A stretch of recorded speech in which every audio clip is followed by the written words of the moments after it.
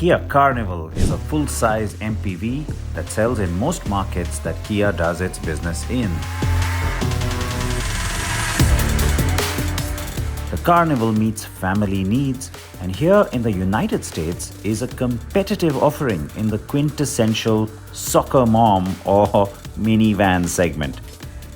Yup, that's what they call him here.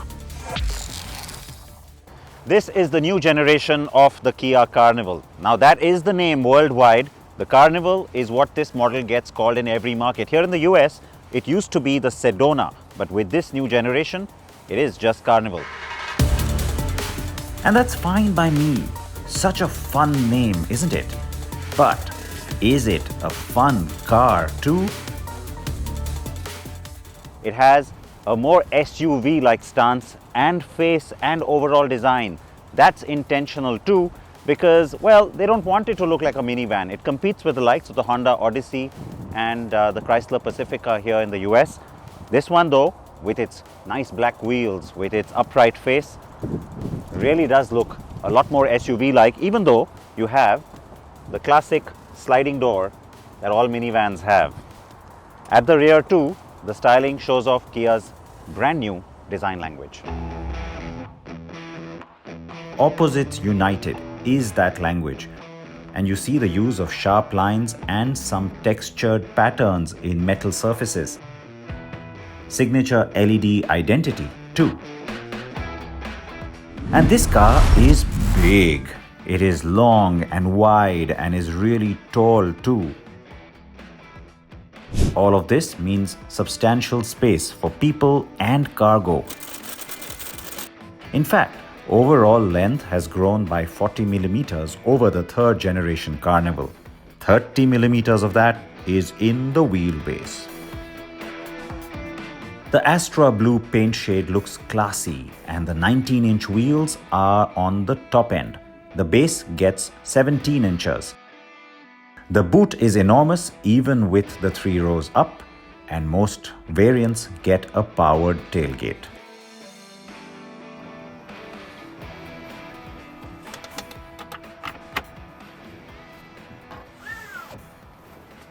Screens, your own sunroof, your own AC vents and AC controls, lots of charging points, and this really relaxing seat.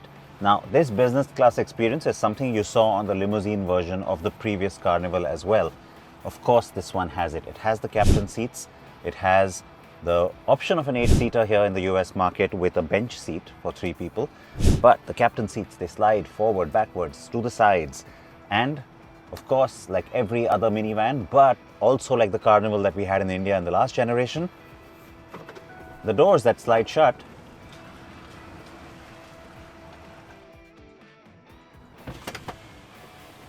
and of course, that's on both sides.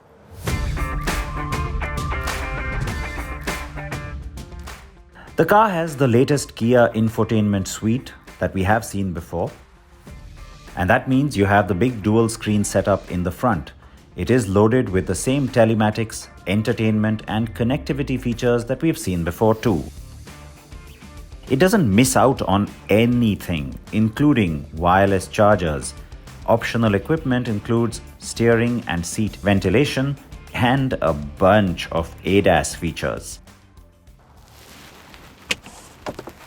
So it has those sunshades at the back, it has the dual sunroof, and there's additional equipment that you can opt for, like the individual entertainment screens, which can work with headphones, so people can watch 2 different things. There's connectivity options, there's charging, and of course there is the 3rd row, and tons of cargo space behind that too. Those rear touch screens are also big, and you can also share content from your handheld devices straight onto them. Yes, the kids will love this. Using voice commands to control the infotainment, even from row 3, is a new optional feature. The front passenger seat can be manipulated from the rear when unoccupied. It also has a USB slot on the side of the seat for easy access to charging. And yeah, those sun blinds on the massive glass coverage of the windows really help on hot days, especially in markets like ours where tinted glass films are not permitted. So, what's the catch? We know nothing of the India spec as yet, and yes, that includes the powertrains.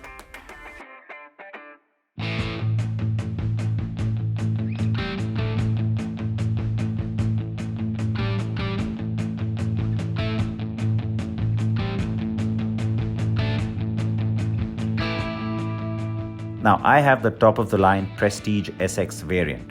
All variants in the US get the 3.5 litre V6 engine, which makes a substantial 285 bhp. More impressive is the 355 Nm of peak torque.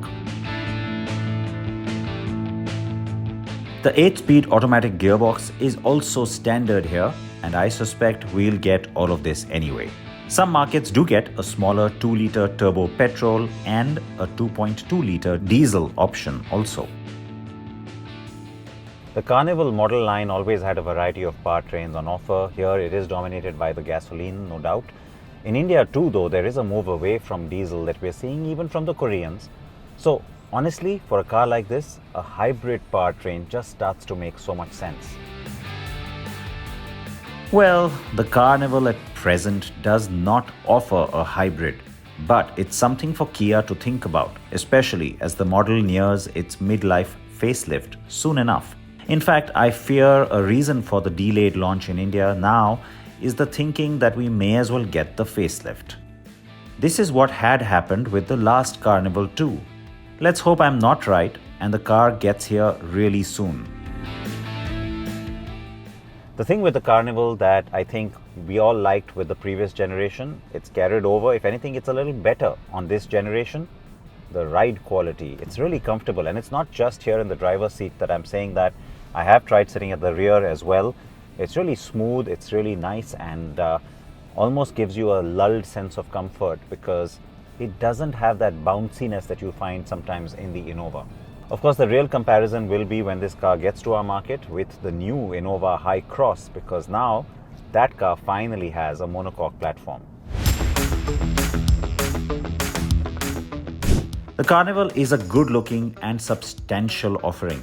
The trick will be pricing, and I think it would be best for Kia to position it smack opposite the strong hybrid Toyota Innova High Cross, even though the Carnival itself may not be a hybrid. And don't forget, this is a much bigger car, more luxurious and well appointed. On price, that might allow Kia to stay around the 30 lakh price band and yet rival the High Cross dead on. Expect the car to launch in the second half of this year.